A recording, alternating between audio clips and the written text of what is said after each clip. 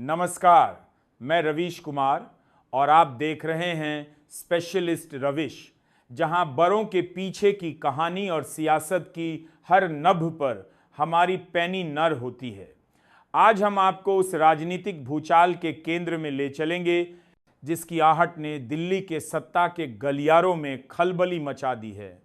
एक ऐसी तस्वीर जो महज एक तस्वीर नहीं बल्कि भारतीय जनता पार्टी के अभेद्य समझे जाने वाले इले में पड़ती दरारों का पहला बड़ा संकेत है। ये कहानी है एक महाराज की, एक टाइम बम की और उस चाबी की जो अब उन्हीं के हाथ में नजर आ रही है।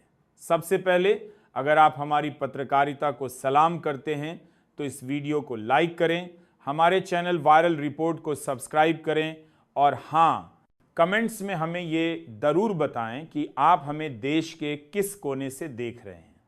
तो चलिए कहानी की शुरुआत करते हैं।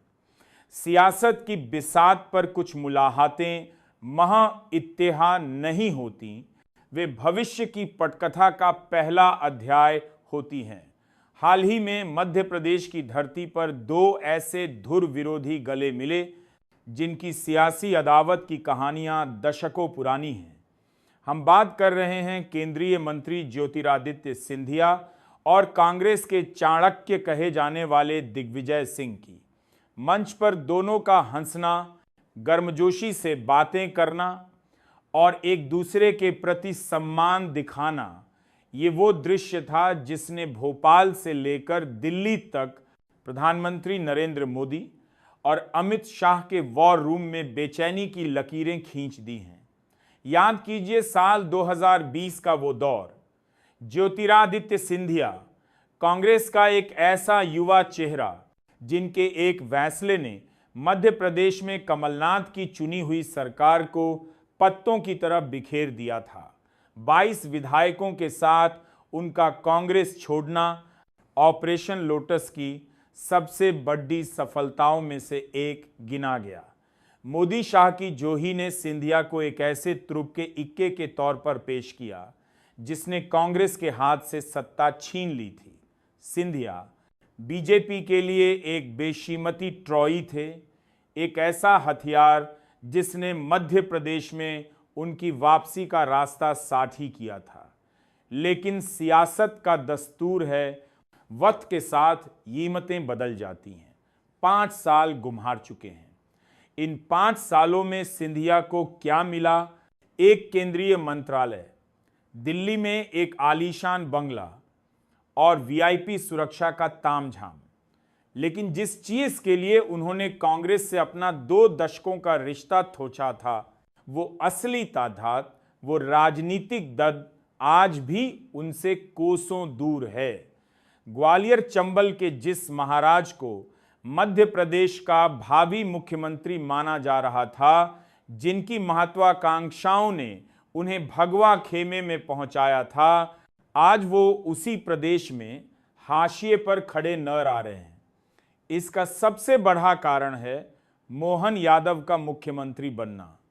बीजेपी आलाकमान यानी मोदी और शाह ने शिवराज सिंह चौहान जैसे इद्दावर नेता को हटाकर जब मोहन यादव जैसे अपेक्षाकृत कम अनुभवी चेहरे को मध्य प्रदेश की कमान सौंपी, तो यह सिर्फ एक सामान्य सत्ता परिवर्तन नहीं था, यह सिंधिया के राजनीतिक भविष्य पर एक बहुत बड़ा प्रश्न चिन्ह था।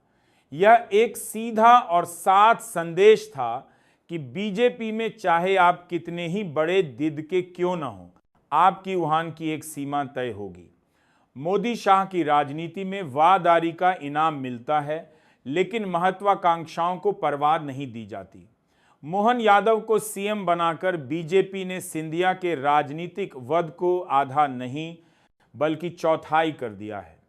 आज महाराज अपने ही गठ में एक ऐसे मुख्यमंत्री के अधीन हैं जिनके नाम का ऐलान होने तक शायद उन्हें भी इसका अंदाजा नहीं था। अंदर की बर यह है कि सिंधिया और उनके समर्थक इस घुटन को महसूस कर रहे हैं। जिस सम्मान और ताज की उम्मीद में उन्होंने पाला बदला था, वो एक मृग तृष्णा साबित हुई है। और इसी घुटन, इसी लावा का पहला धुआं उस तस्वीर में दिखाई दिया जहां वो अपने पुराने राजनीतिक शत्रु दिग्विजय सिंह के साथ सहज न रह रहे थे। ये सिर्फ एक मुलाकात नहीं थी, ये दिल्ली को एक संदेश था। ये यह बताने की कोशिश थी कि उनके पास आज भी विकल्प खुले हैं। दिग्विजय सिंह के साथ उनकी ये नादीकी बीजेपी की उस नींव में पहली दरार का सार्वजनिक ऐलान है जिसे मोदी, शाह, अजय और अविजित समझते हैं। अब कल्पना कीजिए, अगर ये लावा फटता है तो क्या होगा। अगर ज्योतिरादित्य सिंधिया की कांग्रेस में घर वापसी होती है तो मध्य प्रदेश की सियासत में जो तूफान आएगा वो मोहन यादव की कुर्सी को तिनके की तरह ऊहा ले जाएगा। ग्वालियर चंबल का वो इलाका जो सिंधिया का गच्छ माना जाता है, वहां बीजेपी का वोट बैंक ताश के पत्तों की तरह बिखर जाएगा। 2020 में जिन विधायकों के दम पर बीजेपी ने सरकार बनाई थी वो समीकरण रातों रात बदल जाएगा। लेकिन इसका असर सिर्फ मध्य प्रदेश तक सीमित नहीं रहेगा। इसका सबसे बड़ा मनोवैज्ञानिक झटका सीधे नरेंद्र मोदी और अमित शाह के उस अजेय कवच पर लगेगा जिसे उन्होंने बड़ी मेहनत से गढ़ा है। यह धारणा कि कोई भी नेता बीजेपी में आकर सिर्फ उनकी शरण में ही रह सकता है, वो टूट जाएगी। यह संदेश पूरे देश में जाएगा कि बीजेपी के भीतर भी सब कुछ ठीक नहीं है। और इस कहानी में एक और किरदार है जो पर्दे के पीछे से सब देख रहा है। राष्ट्रीय स्वयंसेवक संघ सूत्रों की माने तो 2024 के नतीजों के बाद से ही संघ मोदी शाह की कार्यशैली और उनके कुछ फैसलों से पूरी तरह सहमत नहीं है। संघ को लगता है कि पार्टी में व्यक्ति पूजा, दमीनी कार्यकर्ताओं की उपेक्षा और घमंड की राजनीति हावी हो रही है। ऐसे में अगर सिंधिया जैसा बढ़ाव और जनाधार वाला चेहरा बढ़ावत करता है तो यह संघ की उस नाराजगी को और हवा देगा। यह बीजेपी के आंतरिक शक्ति संतुलन को पूरी तरह से बिगाड़ सकता है। 2028 का मिशन तो दूर, पार्टी का मौजूदा ढांचा ही सवालों के घेरे में आ जाएगा।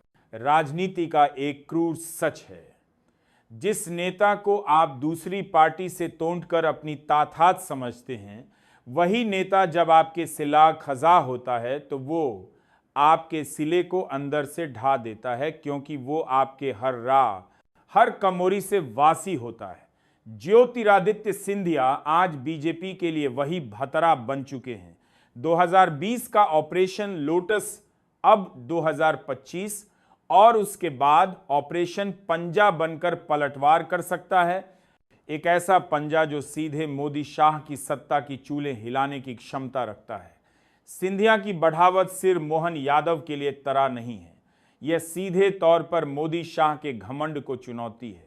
यह सिर्फ मध्य प्रदेश की लड़ाई नहीं है, यह पूरे देश में बीजेपी के लिए एक अंतिम चेतावनी की घंटी है कि आयाराम गयाराम की राजनीति हमेशा दिवाती हायदे का सौदा नहीं होती। कभी कभी ये दांव उल्टा भी पड़ जाता है। अब सवाल ये उठता है कि क्या सिंधिया वादई कोई बड़ा खेल करने की तैयारी में हैं? क्या कांग्रेस के दरवाजे उनके लिए खुलेंगे, या फिर यह सिर्फ दबाव की राजनीति है ताकि बीजेपी आलाकमान उन्हें मध्य प्रदेश में या केंद्र में कोई बड़ी और कन्यो सम्मानजनक भूमिका देने पर महाबूर हो जाए? क्या मोदी और शाह सिंधिया को रोकने के लिए उन्हें कोई नया पद या बीडी जिम्मेदारी देकर मना लेंगे, या फिर महाराज ने अपना मन बना लिया है और वो सही वक्त का इंतजार कर रहे हैं? यह देखना बेहद दिलचस्प होगा कि ऊंट किस करवट बैठता है। लेकिन एक बात तय है, मध्य प्रदेश के सियासी आसमान में काले बादल मंडरा रहे हैं और आने वाले दिनों में जो भी तूफान उठेगा उसकी गूंज पूरे देश की राजनीति में सुनाई देगी। इस पूरे सियासी घमासान पर आपकी क्या राय है? क्या आपको लगता है कि सिंधिया की घर वापसी संभव है, या यह सिर्फ बीजेपी पर दबाव बनाने की एक रणनीति है? अपनी राय हमें कमेंट बॉक्स में जरूर बताइए और ऐसी ही खबरों के विश्लेषण के लिए देखते रहिए स्पेशलिस्ट रविश। नमस्कार।